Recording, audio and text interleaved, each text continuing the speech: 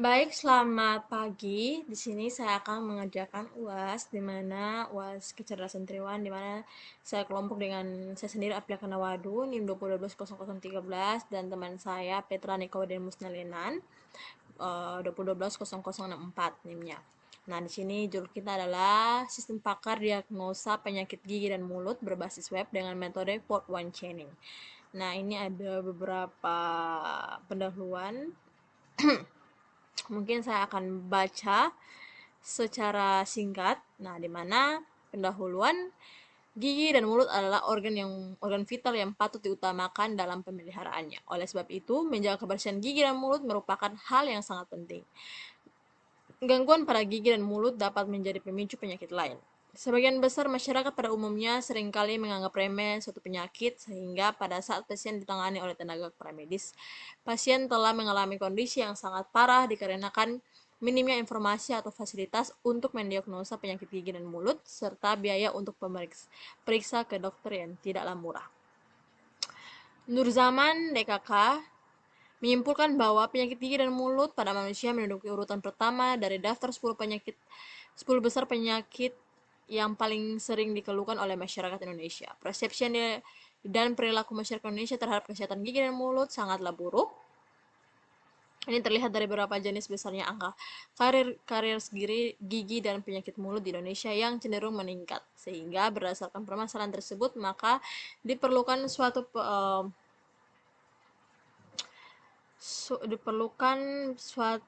perangkat lunak yang dapat membantu menyediakan informasi serta yang diperlukan untuk staf atau pegawai di bidang kesehatan serta meningkatkan pengetahuan atau pemahaman pasien dalam mengetahui dengan benar gejala penyakit dan gigi pada mulut manusia. Sistem pakar adalah sistem yang berusaha mengadopsi pengetahuan manusia ke komputer agar komputer dapat menyelesaikan masalah seperti yang biasa dilakukan oleh para pakar. Tujuan dari pengembangan sistem pakar sebenarnya bukan untuk menggantikan peran manusia, tetapi untuk mengalihkan pengetahuan manusia ke dalam bentuk sistem sehingga dapat digunakan oleh banyak orang tidak terbatas waktu. Termasuk pada kajian pustaka, di mana yang pertama ada penyakit gigi dan mulut. Menurut Ikra Negara Patu 2015, penyakit gigi dan mulut adalah penyakit yang sering terjadi di rongga mulut yang disebabkan oleh mikroorganisme atau bakteri. Sistem pakar menurut Sutojo DKK 2013, sistem pakar adalah suatu sistem yang dirancang untuk dapat menirukan keahlian seorang pakar dan melakukan pertanyaan dan pemecahan suatu masalah. Manfaat sistem pakar menurut Sutojo DKK 2013, sistem pakar menjadi sangat populer karena sangat banyak kemampuan dan manfaat yang diberikan di antaranya. Yang pertama, meningkatkan produktivitas karena sistem pakar dapat bekerja lebih cepat daripada manusia. Yang kedua, membuat seorang yang awam bekerja seperti layaknya seorang pakar. Yang ketiga, meningkatkan kualitas dan memberi kesehatan yang konsisten, mengurangi kesalahan, mampu menangkap pengetahuan dan kepakaran seseorang, dan dapat beroperasi dilakukan yang berbahaya di lingkungan berbahaya, memudah akses pengetahuan seorang pakar andal. Sistem pakar tidak pernah menjadi bosan, kelelahan, atau sakit. Meningkatkan kapabilitasan sistem komputer. Integrasi sistem pakar dengan sistem komputer antara lain membuat sistem lebih efektif dan mencakup lebih banyak aplikasi. Bisa digunakan sebagai media pelengkap dalam pelatihan dan juga meningkatkan kemampuan untuk menyelesaikan masalah karena sistem pakar mengambil sumber pengetahuan dari banyaknya pakar. Nah, ini ada beberapa konsep dari sistem pakar. Mungkin teman-teman juga sudah tahu. Nah, ada kepakaran, ada pakar, ada pemindahan kepakaran, inferensi, aturan-aturan atau rule, kemampuan menjelaskan. Nah, ini ada beberapa komponen-komponen dalam sistem pakar. Ada juga representasi pengetahuan.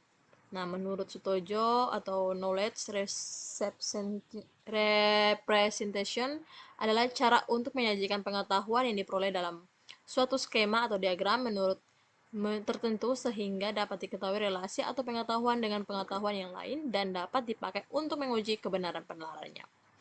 Di sini ada metode referensi, ada struktur sistem pakar, ada struktur dasar pohon, konsep. Nah, ini beberapa penjelasan, ada juga metode penelitian dari beberapa dokter gigi. Ini dia hasil wawancara dan sistem pakar. Kita masuk langsung pada hasil dan kerja. Ada algoritma sistem pakar.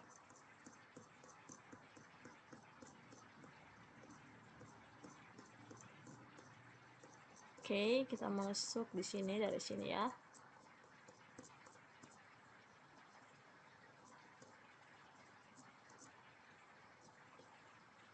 Nah, ini ada beberapa jenis penyakit.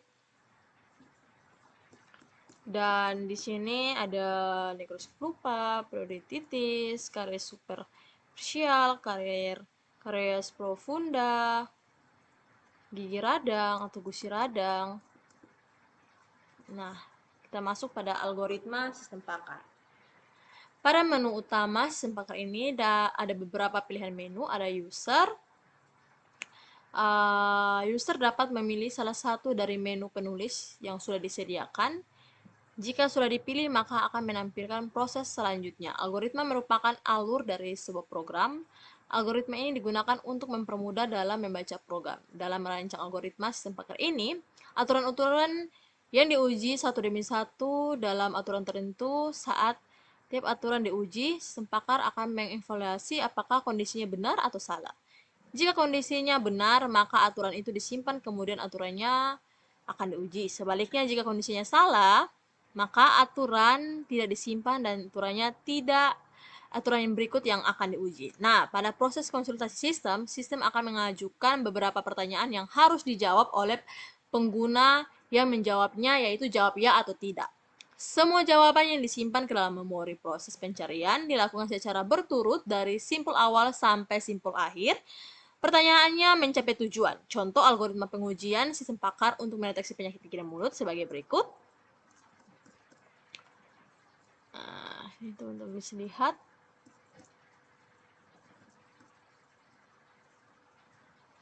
Ada beberapa tabel pakar. Sini, nah ini ada gejala-gejalanya.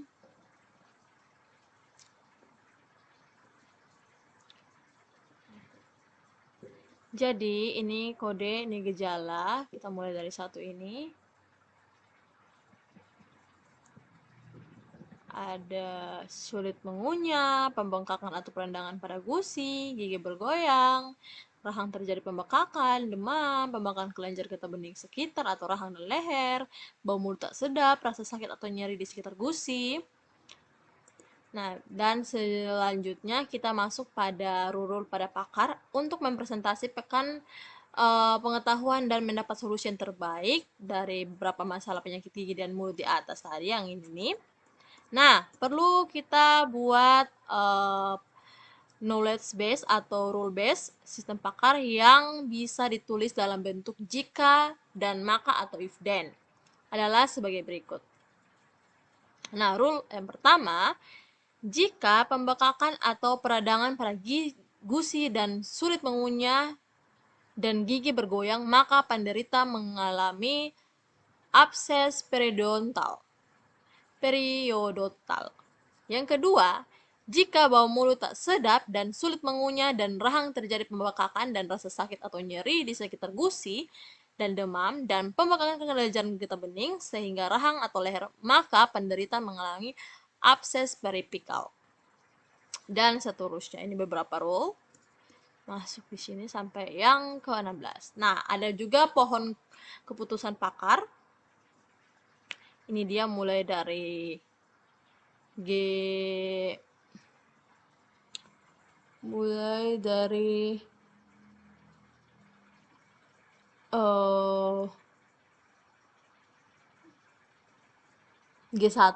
dari sini sampai yang ke selanjutnya ada di sini nih. Pohon keputusan pakar, hasil pembahasan dan implementasi. Kita masuk pada di sini. Di sini ada use case, diagram halaman pasien. ada home, nanti ada isi nama lengkap, terus menjawab pertanyaan dari para dokter, cetak hasil diagnosa, didiagnosi atau cek diagnosa, terus di aksi informasi, melihat aksi information, dan melihat hasil pertanyaan. Nah, ini ada beberapa algoritma atau diagram data penyakit.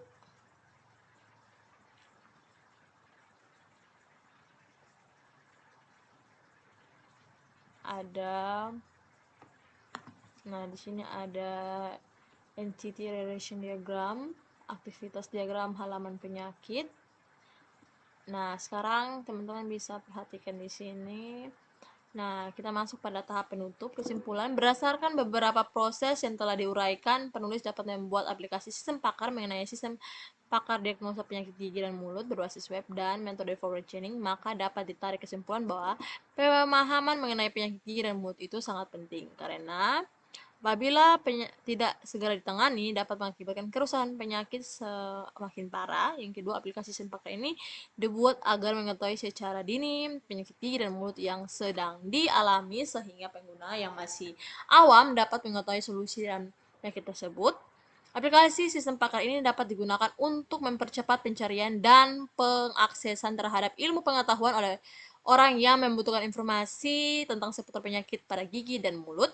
Aplikasi sistem pakar ini dapat diakses dengan menggunakan device yang terhubung dengan internet, sehingga pemakaian dapat menggunakan aplikasi ini secara dimanapun dan kapanpun.